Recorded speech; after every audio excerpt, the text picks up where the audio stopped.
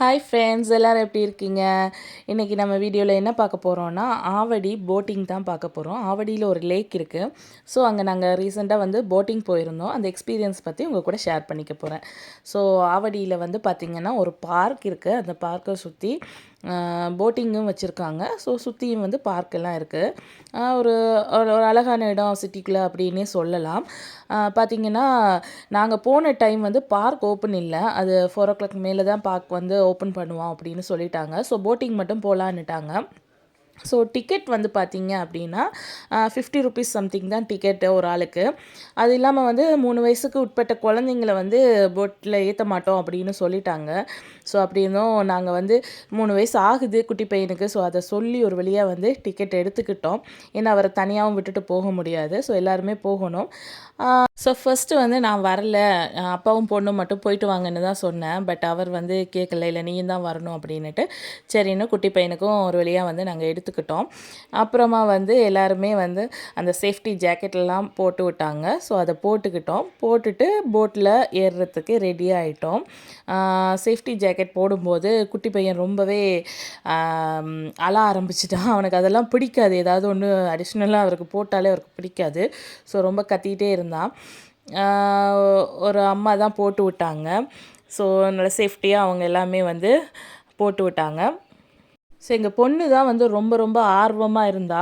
ஏன்னா வந்து நாங்கள் அன்னைக்கு புட்லூர் கோயிலுக்கு போயிட்டு சரி அப்படியே வீட்டுக்கு தான் வரலாம் அப்படிங்கிற பிளானில் இருந்தோம். அவள் தான் வந்து எங்கேயாவது கூட்டிகிட்டு போங்க அப்படின்னா. ஏன்னா ஸ்கூல் லீவு டைமில் அவளுக்கு எங்கேயாவது வெளியில் போனால் அதை ஃப்ரெண்ட்ஸ் கூட ஷேர் பண்ணுறதுல அவளுக்கு ஒரு சந்தோஷம் இருக்கும் இல்லையா? ஸோ அதனால் எங்கேயாவது கூட்டிகிட்டு போங்கன்னு ஒரே தொல்லை.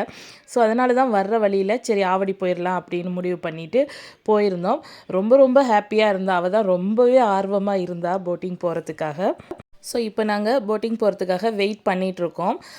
ஒரு போட் வந்துட்டு இருந்துச்சு. அது வரைக்கும் நாங்கள் வெயிட் பண்ணிகிட்ருந்தோம். அந்த போட் வந்தோடனே அதில் தான் நாங்கள் போகிற மாதிரி இருந்தது. நாங்கள் போன டைம் வந்து மதிய டைம் அப்படிங்கிறதால ரொம்ப அதிகமான கூட்டம் கிடையாது. ஆனால் அன்றைக்கி சண்டே தான். பட் மதிய டைம் அப்படிங்கிறதால கூட்டம் அதிகமாக கிடையாது. ஒரு 3 மணிக்கு மேலேனா கூட்டம் இருக்கும் அப்படின்னு சொல்லிட்டு அந்த போட் ஓட்டுற பையன் வந்து சொன்னார். ஏன்னா நாங்கள் கேட்டோம், எப்படி ரெகுலராக வந்து கூட்டம் வருமா அப்படின்னு எல்லாம் கேட்டுட்ருந்தோம். போட்டில் போகும்போது பேசிகிட்டே போனோம். அப்போ தான் அவர் சொன்னார், இல்லை சண்டேஸில் ஓரளவு இருக்கும், வீக் டேஸில் இருக்காது. பட் சண்டேயும் வந்து ஈவினிங்கில் தான் வருவாங்க அப்படின்னு சொல்லிட்டு இருந்தார். ஸோ பேசிகிட்டே போயிட்டுருந்தோம். நிறைய விஷயங்கள் கேட்டு தெரிஞ்சுக்கிட்டோம். இந்த போட்டில் நான் ஏறும்போது ஒரு ஆட்டம் ஆடிச்சுது. என் ஹஸ்பண்ட் வேறு அதை கிண்டல் பண்ணிகிட்டே இருந்தார். ஸோ அதெல்லாம் நான் இக்னோர் பண்ணிவிட்டு ஜாலியாக போட்டிங் போகிறதுக்கு ரெடி ஆகிட்டேன். குட்டி பையனை தூக்கி முன்னாடி உட்கார வச்சுட்டாரு. பட் அவன் அப்போ தூங்கிட்டு வந்துட்டு இருந்தான். அதோடு தான் நாங்கள் தூக்கத்தோடையே தூக்கிட்டு போயிட்டோம். அதனால் அவனுக்கு ரொம்ப அழுதுகிட்டே இருந்தான், சினுங்கிட்டே இருந்தான். கொஞ்சம் நேரம் அழுதுகிட்டே தான் இருந்தான். அதுக்கப்புறம் நார்மல் ஆகிட்டான்.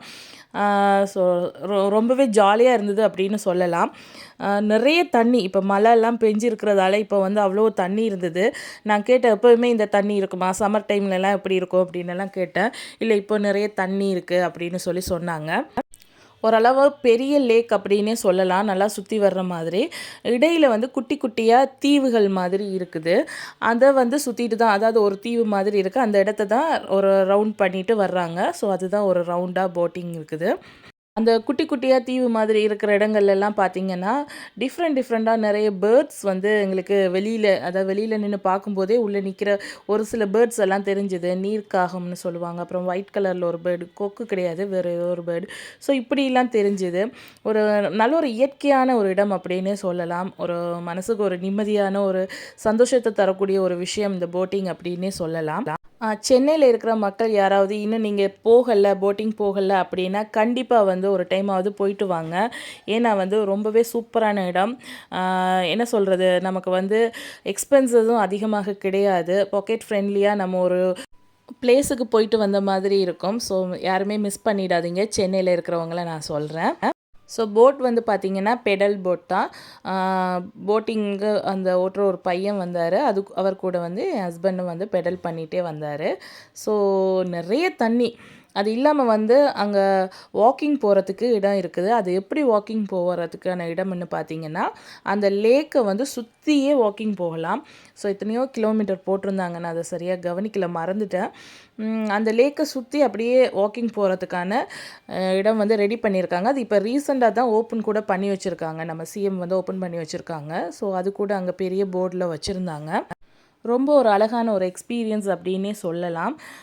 பட் வந்து இன்னொரு விஷயம் என்ன அப்படின்னு பார்த்தீங்கன்னா, நம்மளுடைய இடங்களை வந்து நம்ம தான் சுத்தமாக வச்சுக்கணும்.